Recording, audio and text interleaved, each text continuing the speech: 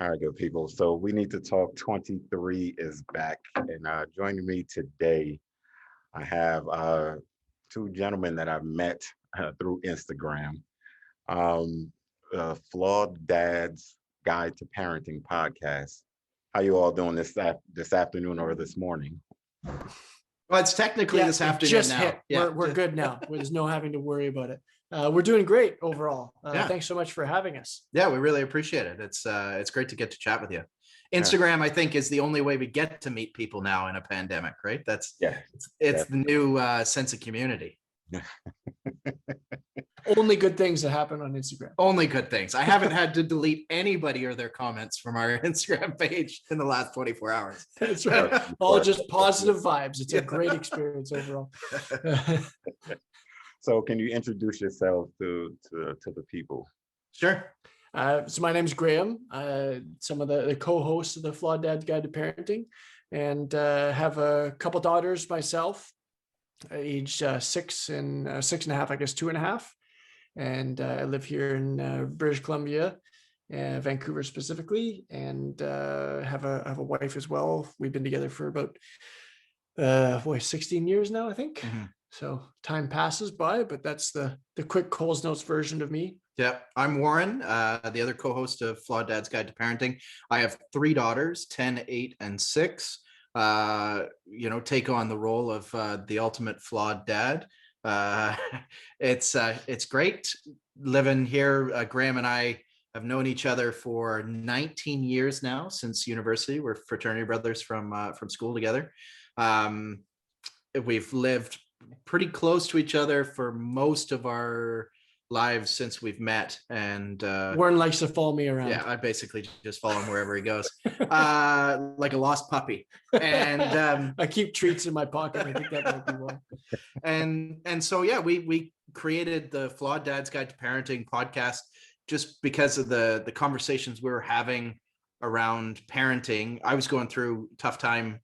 Still am, with one of my daughters, my 8-year-old, who became suicidal in the fall of last year. And Graham and I would wind up sitting up late in the night talking about all kinds of things to be a better parent, and talking about the challenges that we had, those sorts of things. We just decided, why don't we start recording some of this stuff? Like, there's a lot of things we're talking about that other dads could probably use. And a lot of the dad stuff out there was very ivory tower. It was very, you need to do this. You have to be perfect. You can't be flawed. And we just thought, we're imperfect. Why can't we embrace that and just move on from there? Just always be looking to get better at what we're doing. Okay. So, I mean, that was a lot right there, but just to start off on a lighter note. So what is your definition of a flawed dad?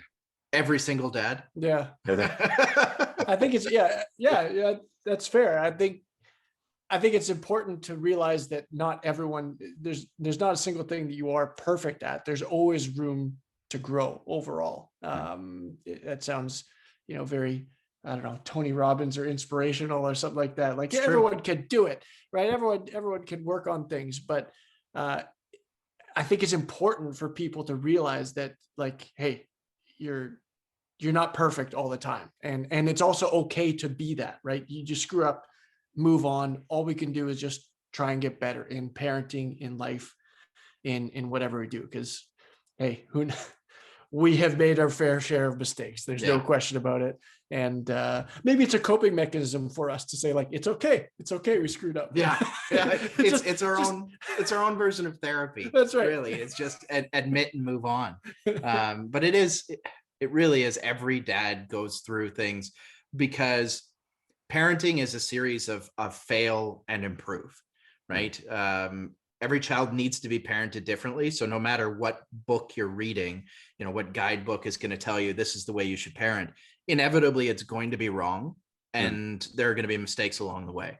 And it's a matter of failing quickly and adjusting to what your kids need from you, which is just constant work. And there's no guide. Like, you don't get a license to become a parent at all. Mhm. right? Like it's one of the easiest things to get into and funnest Accidentally. and Yeah. funnest, right? There's no question about it.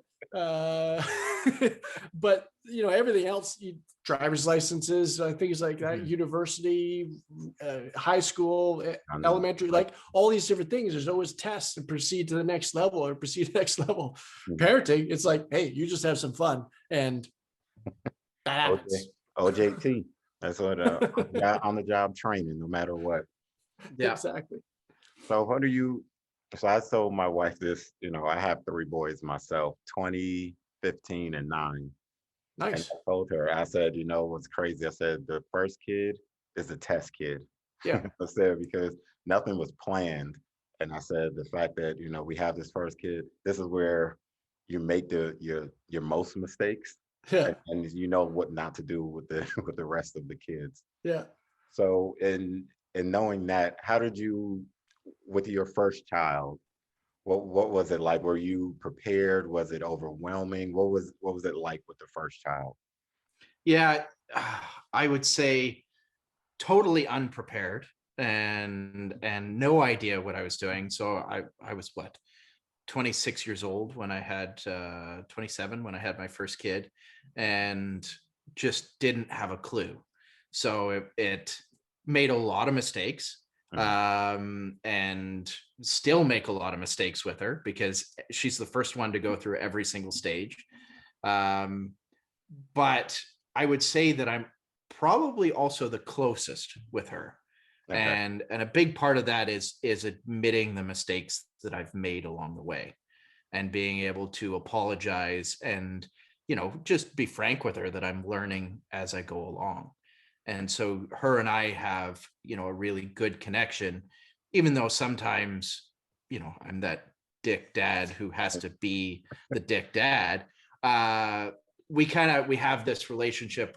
We call ourselves the bear and the donkey, right? Mhm. I call her Nevy Bear. She calls me Daddy Donkey because I'm a stubborn ass and she's grumpy like a bear who's just woken up from hibernation. And it works really well for us. But it's definitely, I make the most mistakes with her. She just happens to be forgiving of all those mistakes, which I appreciate. Yeah, I call my kids almost 1.0 and 2.0, et Mhm. cetera. It is exactly the beta test. And you think, okay, well, yeah, learn from my mistakes and try and do better, et cetera. But it's that chicken and the egg thing as well, that there's so many experiences that the second or third or fourth, et cetera, that Mhm. have, because of the children preceding them, that it can't be the same thing all the time because it's not the same isolated circumstance, right? Mhm. Before it was the only child Yeah. and the 1.0, and now there's a brother or sister sibling ahead of you that's older that you have to contend with, and there's different toys. Like my youngest would draw on walls and things, and it would be easy to say, well, our oldest child never drew on walls, Mhm. but the reality is that our oldest never had crayons and markers and things like that around when she was 2, Yeah. because we would never give a 2-year-old markers and things like that, or not intentionally. Yeah. Right. Whereas Mhm. now they're just everywhere, right? Little tiny dolls and markers and play sand, and like it just Yeah, the younger ones get all kinds of age inappropriate stuff. Right. like my oldest one will be watching TV shows that are teenagers and dating and all this kind of stuff. Mhm. And my middle one, having watched these things with her older sister, went to school earlier this year and started a kissing game amongst the boys. And so she goes to a Catholic school. So obviously, the school is contacting me saying, this really isn't appropriate. Your daughter should not be starting kissing games with the boys. Like, and you obviously asked why. I don't understand. yeah, I was like, what are you talking about? Like, so yeah, there's some things when you're raising multiple kids that the younger kids get exposure to stuff that they wouldn't have necessarily had if you were dealing with just age appropriate sort of things. Yeah. But I think that actually helps. Oh, yeah. I think that exposure helps them to mature quickly, and they get to watch their older sibling go Yeah. through these things, and I think it's a good thing. That's true. It's very true. And like you said, for my three boys, my 9-year-old has an iPhone. and the other two are like, well, we didn't have an iPhone at his Right. age. It's just like times have changed, and so my youngest can show me things on the iPhone that I still don't know how to do. Yeah. So I mean, like you said, it's Oh man, they can do that at 2 now. Yeah, it's Yeah. amazing. You give them an iPad at 2 years old, they can teach you all kinds of things. Yeah, and obviously you have way more insight into things too, because you've gone deeper into the age range. You Yeah. said 20 is your oldest, right? 2015 and 9. And so, I mean, my cap of knowledge is 6. Warren's cap is 10, Yeah. right? So, I mean, hey, you've got 10 more years at least of knowledge there of how to work through things. Yeah, we bow down to you for Yes. having survived That's right. this period of time. Yeah. So in parenting, and you both have all girls. Yeah. Yeah, we offer no advice whatsoever for boys. Like, what's a PTP? Yeah. No idea. Yeah, we only know from our own experiences and how awful boys can be. I think that's that why can we speak have to. girls. Yeah, that's right. That's certainly why I have girls. Is karma has just decided to give me a swift kick in the ass. That's why we bring people onto our podcast as much as possible that have boys to offer some type of balanced perspective for what it is that we're talking That's about. right.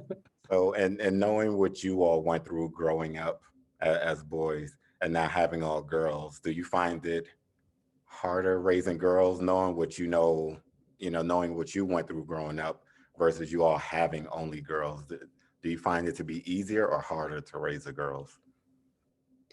I'm still, Warren can think about this. I'm still living in the easier zone because my oldest is only 6. Yeah. So she hasn't hit the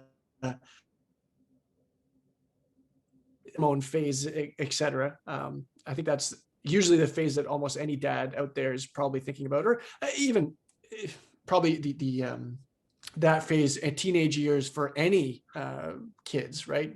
Boys as well, trying to teach them right things and hope they do the right choices. Girls, you sort of, I think, feel overall maybe there's a little bit more to lose or to risk there, but I think it's a mix. Yeah. I think there's certain things that I feel are way easier. Like it's way easier to have a conversation with them than I think it would be with boys. And you can have mature conversations. Like, my 10-year-old, they're having conversations about puberty and that kind of stuff at school now. And I can have that conversation about, dating and those sorts of things. Whereas I think a boy would just go, Dad, okay, whatever, I'm going to do what I'm going to do. But at the same time, every single thing in our household is like an emotional atom bomb. Like there's no like moderate response of emotions to any situation. It's always like DEFCON 5. Like, the bombs are going off and there's tears and somebody gets hurt and it's the end of the day. Like everything is ruined. This is the worst day ever. So that for me is a little challenging because you just want to, okay, buck up. Let's move on with this. And it doesn't work with girls. And these are the things that I look forward to, knowing what's coming up. So it's appreciated. Well, let me show you. These are my oldest two. This Where are we in? This is my 20-year-old and my 15-year-old. How you doing, guys? 6'4", 6'5". 6'5". Now, did you blow up when you were in grade 5? Oh, no, he's always been big. So Okay. he was always the big kid in the back of the, with the teacher taking pictures. So A couple of good-looking kids. Just stay away from our daughters. there we go. Standard dad response. Yeah. Now, being how tall you are, I assume you play chess and other literary things. I'm more of a checkers kind of guy. Nice. Very Good nice. response. Yeah. Perfect. No, all of my kids have the athletic gene, but him being 6'5", because he's 6'5", about 240, 250. And in high school, all of the coaches wanted him to play football. He went out to practice. He was a great linebacker. Yeah. But I told him his mindset was, I don't want to hurt anybody because he's always been the gentle That's giant. fair enough. And I told him, I said, as much as I want you to play, I don't need you going out there and getting yourself hurt. I said, because with you not wanting to hurt anybody, it's you that'll end up injured. Exactly. Yeah. Yeah. And is he going to college now, or Yeah, what's he he's doing? in college now, Awesome. studying psychology. And, Perfect. Hey, that's applicable in so many senses. Yeah. Yeah. it is. But I always tell people, I said, studying psychology is good. I said, but it scares me, I guess, all because I love the ID channel. I said, I don't really want to know what the serial killers and stuff are thinking. Right. I said, because it's fascinating to watch, but I don't know if I could sit down with, Ted Kaczynski or somebody just and hear them tell all of these stories. So, Yeah, there's some people you just don't want to be in their heads, eh? Like yeah, it's just a little too messed up. very messed up. Yeah. So with all of that, now I guess we can jump off of that. So now we can get into, I guess, somewhat some U.S. stuff. So during this entire COVID mess, what has been, you all looking, I guess, not down in that sense, but looking down on us, what has been y'all's reaction to the mess that has been COVID here in the U.S.? We're certainly not isolated. I mean, Canada has had its own share of problems as well. There's no question about it. I think it's interesting that I think the differences with people from the United States is that you're very I can do things myself. Let me choose my own way. And Libertarian. Nobody tell me what to do. And Canadians have a part of that as well. I think with a little bit of the difference is that I think overall it's like, all right, well, this we all need to hunker down and do that. And overall, we kind of will follow suit. Whereas there's a lot more of a dialogue or combating nature within the United States, but just being told what to do. I think that comes a lot from, country history though, right? Like, of course, the United States is founded off of a basis of government is bad because they tax you without representation. Like, the whole idea of being formed based on government exploitation of people. And so you have a libertarian ideal and don't trust the government type of mentality. Whereas Canada, with its foundation, was a natural transition from ruling by the British to, in some ways, we still are ruled by the British. So we actually trust our government a little bit, which has resulted in us, we're still divided, right? We still have, different political parties, that sort of thing, but we don't have this generalizing. We do have parts of it in our country, but we have less of the just hating the other side and that staunch, I'm going to disagree with you because you stand on the other side of this line, right? And so Canada, because of that, we would have thought was going to move through COVID faster, but then we wound up with inept leadership that couldn't get vaccines. So, and that's the difference. Another big, like, we don't have the same overall. America or United States is sort of like the land of the free, is where most people will go for opportunities, et cetera. So like when relating back to COVID, when the decision was, okay, we're going to really ramp this thing up. Well, look what happens, right? Everyone, like, it just, we can spend money or do whatever it is and let's get this done. And now vaccinations are just going off the charts. Whereas Canada is more reliant on we're reliant on your good nature to ensure that we survive.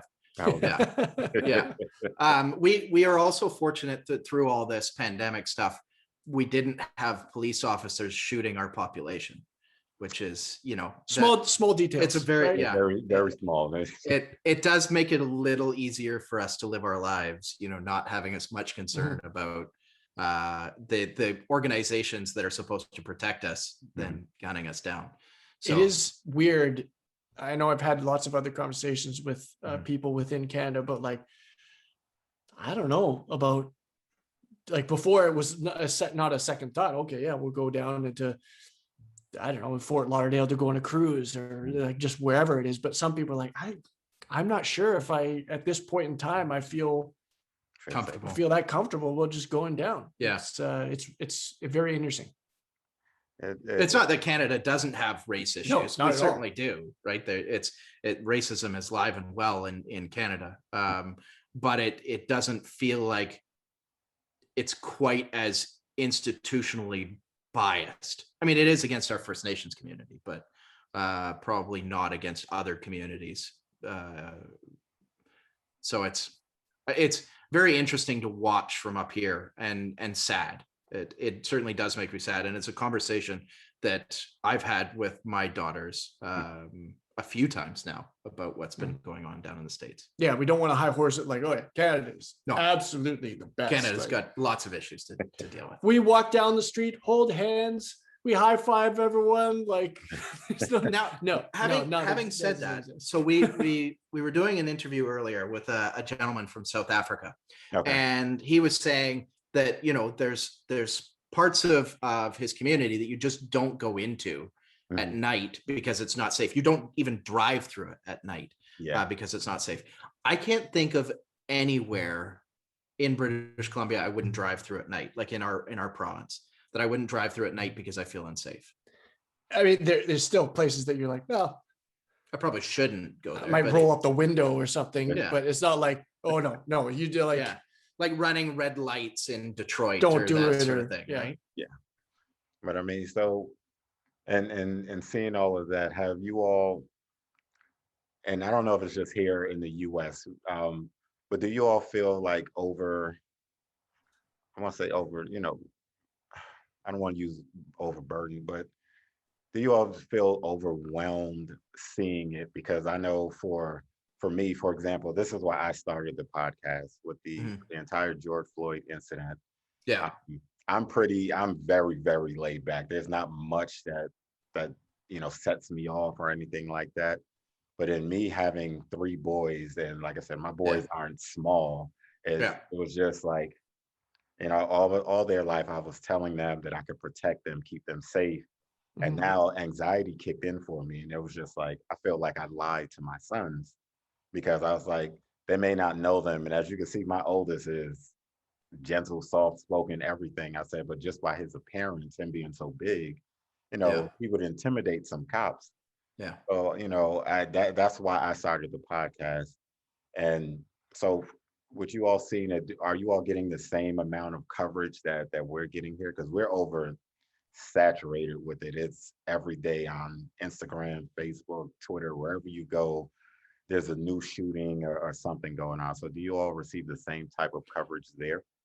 We have a pretty fairly comprehensive world news coverage for different things going on. So but we're a small enough country that we have to pay attention to everything else. Otherwise, there's not enough news. That's right. So if we didn't receive all the American news, we wouldn't receive any news at all, because we're such a boring, placid nation. It's certainly a lot less now that the government has switched. Before, but we are still hearing about stuff like every day, and it blows me away that it's, you would think as a chief or government agency, you'd say maybe we should just stop shooting people. Like, that would be a good idea, is if somebody's running away, if we decided that we were not the executioner, we didn't get to make that decision that somebody should die because they're avoiding a penalty for, not stopping at a stoplight or for stealing something. Like, I don't think death is the right penalty for the vast majority of criminal activity. And so whether somebody's going to get away or not, okay, that gives us another opportunity to go catch them in the future. We probably shouldn't kill them for not being there. It seems like my view of back to the United States is everything's extreme and expanded on things. Like a lot of times the just in general, unfortunately, power corrupts. Yeah. And it seems like it's more and more just ways to try and keep the power, keep the balance, et cetera. And it's because everything is so not socialized, everything is more privatized in nature, et cetera, that there's just an inherent bias to control that same thing. Yeah. And the part that's sad. Like Yeah. I remember reading an article about someone who wrote essentially post the George Floyd incident there, and death, killing. Yes, that's the word exactly. And he wasn't excusing police officers by no means. He was bashing them for sure, but he was saying like, this is the world that we live in. Like, this is how we're told. This is how we're taught. And it is like, he's by no means is this acceptable, but it's just like, I'm a pig, I think was the words he was saying. And like, this is what was grown up. I tried to tell is not the words that you use, but like my commanding officer, and I was absolutely reprimanded for it by higher ups. And just like, this is the culture that nobody speaks up. Everyone supports. They get shown videos of how police officers can get, killed in an instant, and you want to be ready and do it. Like, so it's just that mindset that's just always active, and you're getting fed this information all the time, and you almost get brainwashed. Yeah.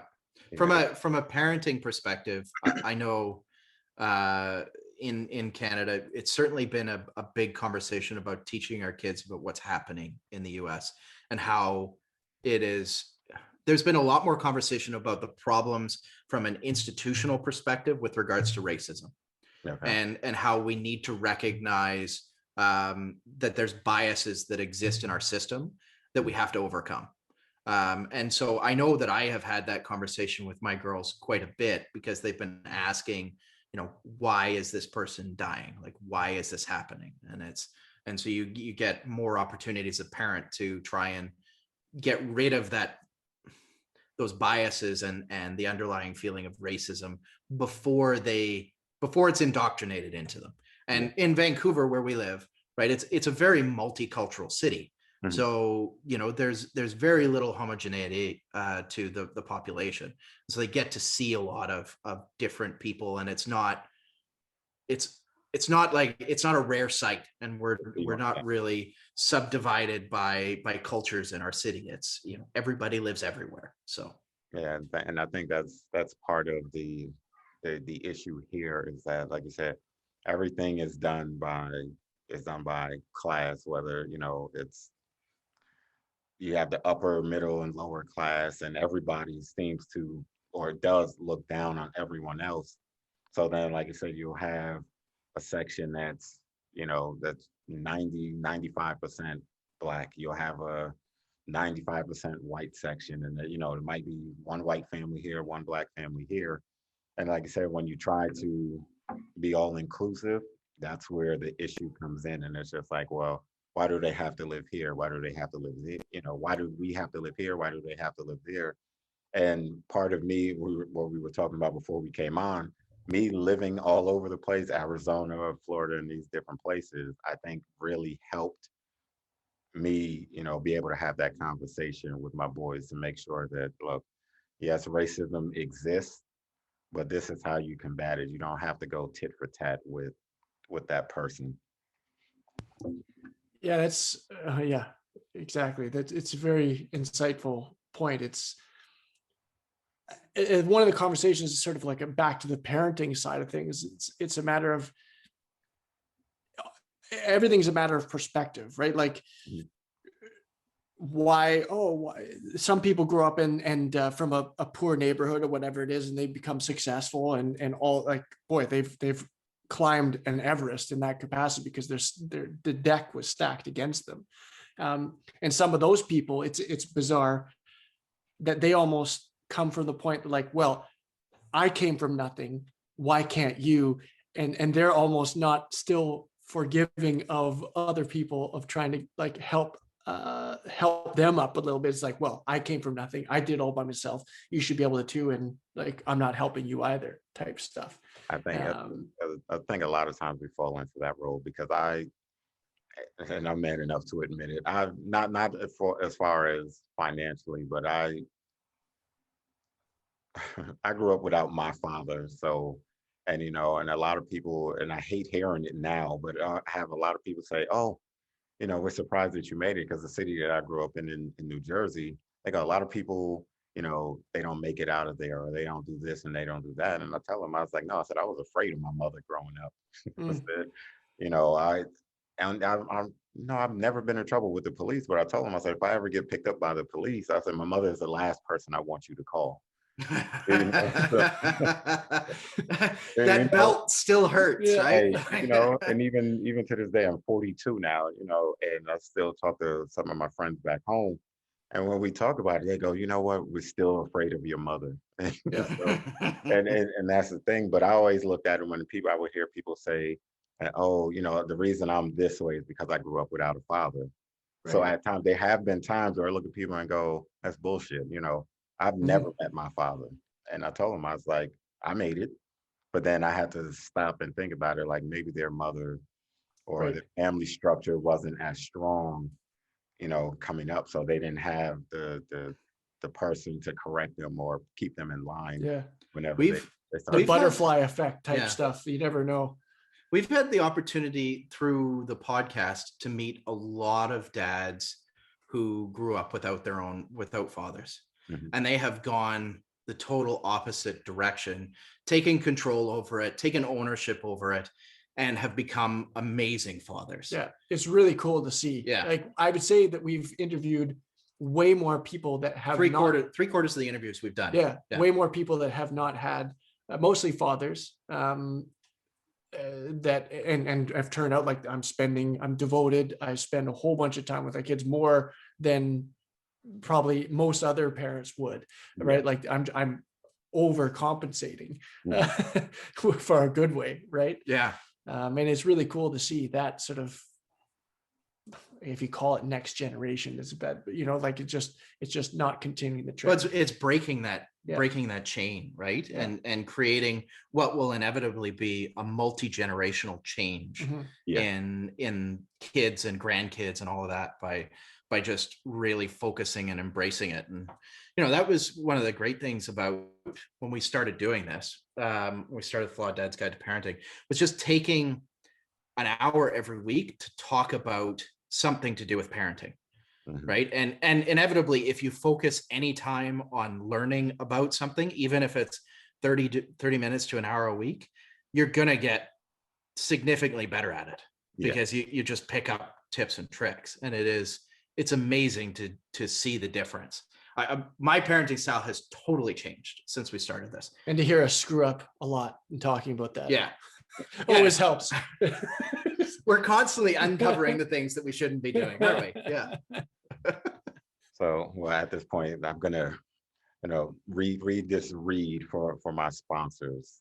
By all means. So first off, I'd like to give a shout out to Imperial Party Rental. Lord, I hope I didn't mess that up too badly. But this portion of the show is brought to you by Imperial Party Rental. Planning an event now, especially now that everything is starting to open back up in the U.S. This is the perfect time for it. Let Imperial celebrate with you. They have the Imperial Magic Mirror photo booth, as well as the 360 photo booth. Either one you choose will be the life of the party. Our professional and forgive me for messing this one up. Our professional and curious staff will make partygoers experience a memorable one. No event is too big or too small. Imperial Party Rental. You can contact them at Imperial Rental New Jersey, or on IG, or at 973-851-3099. And when you schedule your party, you can use the code We Need to Talk for a 10% promo discount. Awesome. Parties, having someone else be able to handle parties. I mean, it's especially huge. kids parties and things Yeah. like that. Oh, nightmare. I've been to a number. I've For been to sure. a number of parties where they do those photo booths, and they're awesome. Yeah. Like it adds a whole nother level to a party. So I think Imperial Party Rentals is awesome. Yeah. Yeah, I think everybody should give them a call. Yes, it's good. I went to a wedding. They did a wedding that I went to, and that was my first time seeing the photo mirror and everything. Stand in front of it, you can sign on the mirror, and it prints out on the picture. So it was really good. But I appreciate them for sponsoring the show. but next question I have for you all. I know you mentioned earlier that about your 8-year-old daughter. Is Yeah. what was how did you learn about the I don't know, I don't want to say condition, but how did you learn about her feelings and everything regarding Oh, mental? it's diagnosed depression, so it's definitely a condition. It's a it's a chemical disease in her brain. So um, we she approached my wife one day in the kitchen and said how much she hated herself and that she wanted to stab herself, and that she didn't want to be alive anymore. And we this went on for about a week and a half, and we took her to see psychologists in the hospital and all these sorts of things. And they diagnosed her with depression, put her on some medication. She started seeing counselors regularly, that sort of thing. Eventually, we uncovered about a week and a half, 2 weeks later, that she was being bullied in school, and Okay. that a couple of the girls in her class were telling her that she shouldn't live anymore. And that's where the whole idea came from. And so we rather than wanting to penalize the child or children that were saying this to her, because the last thing I want to do is go and screw up another kid by Mhm. getting them in trouble, that sort of thing, is we pulled her from the school and moved her to a different school. And she continues to get counseling, these sorts of things. But what has developed is an extreme sense of shame. So anytime she feels embarrassed or shame about a poor decision, she's become very impulsive. Mhm. She spirals, and it very quickly becomes self-hatred and wanting to self-harm and these sorts of things. And so it's, we've had to make some changes to our lifestyle. My wife had to take some time off of work in order to ensure that we were giving her the right support. Mhm. And it's my wife and I have received all kinds of counseling for this. It wound up, damaging my wife and I's relationship because we spiraled after going through all this.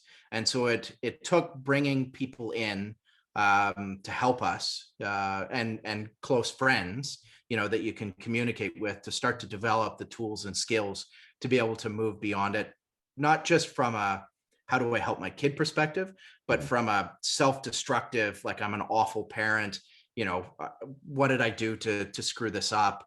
Your own version of self-hatred and self-doubt and those sorts of things. So we're very fortunate that we have a good community, some great people in our lives that have supported us through this. And is it and that's good to hear you say that because I tell a lot of people that, and I wrote a book a couple of years ago, and I put in the book. There's a section in the book where I said, we have to take care of us first.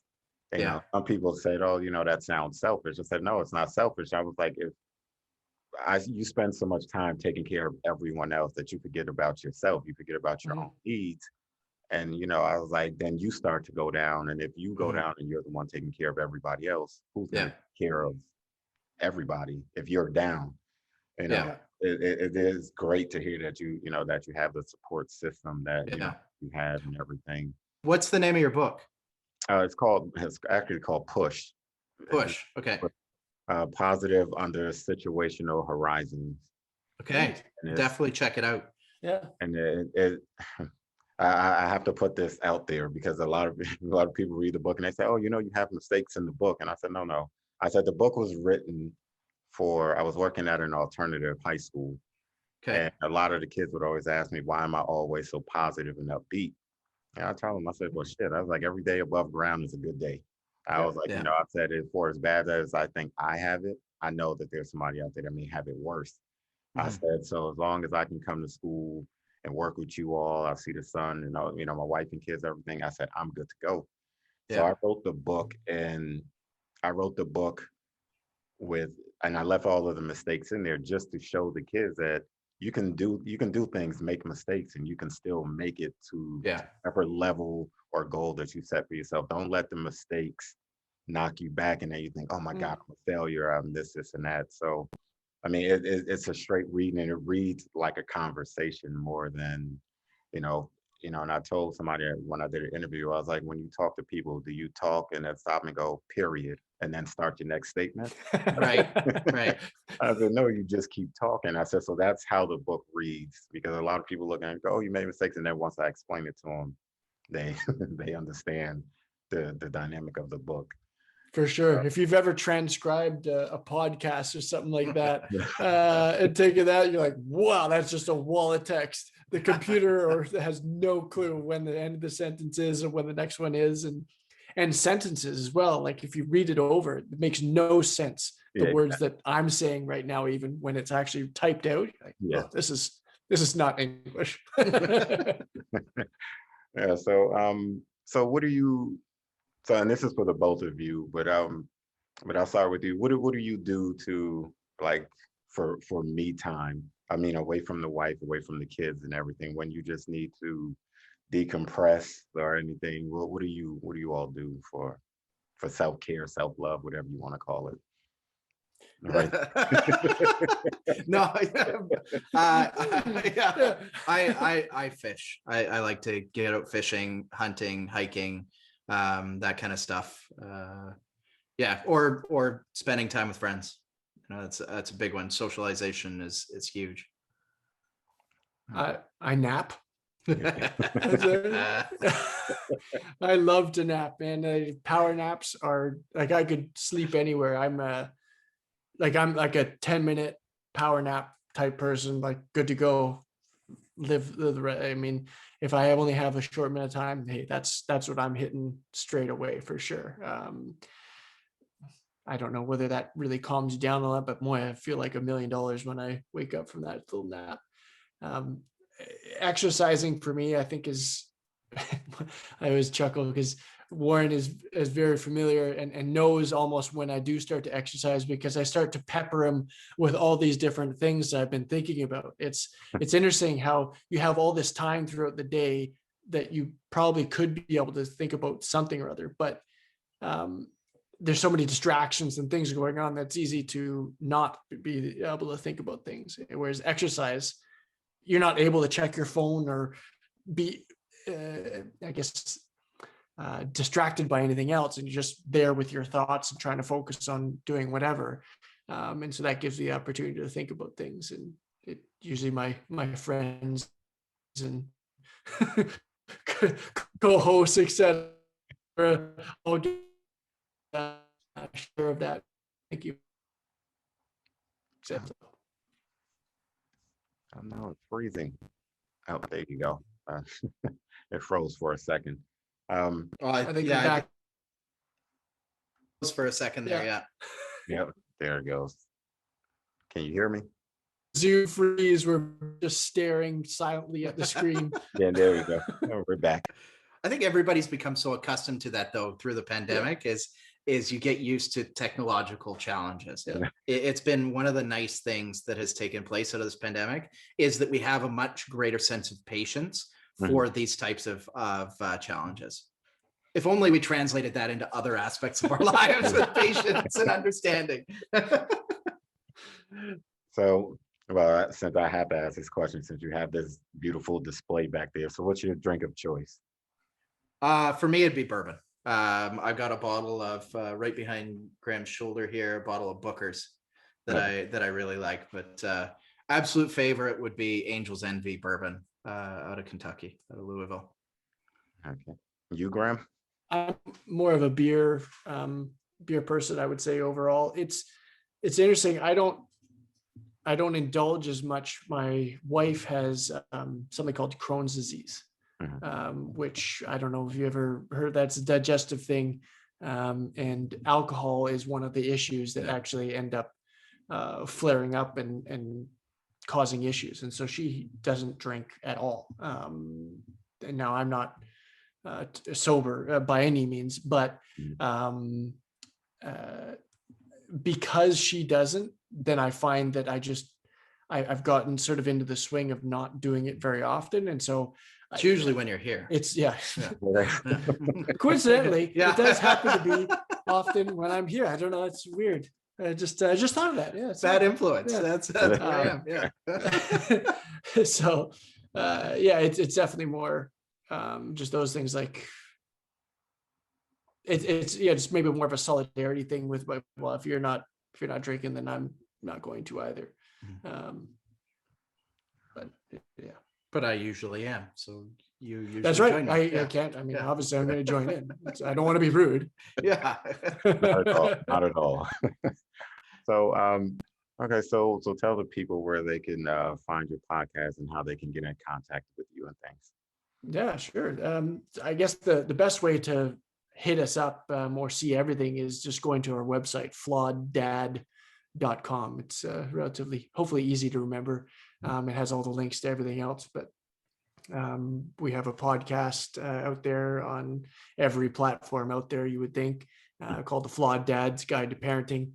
And Instagram is the main platform that we use on the social at the Flawed Dad podcast. Yeah, right? Flawed Dad podcast. Yeah. And has a little bit of TikTok going on there, but we're not 12, so Yeah, I have a difficult time keeping up with that. How often do you all drop episodes? twice a week right now. Yeah, we do typical topics discussions on Tuesdays, and then we'll have interviews with people set up for Thursdays as well.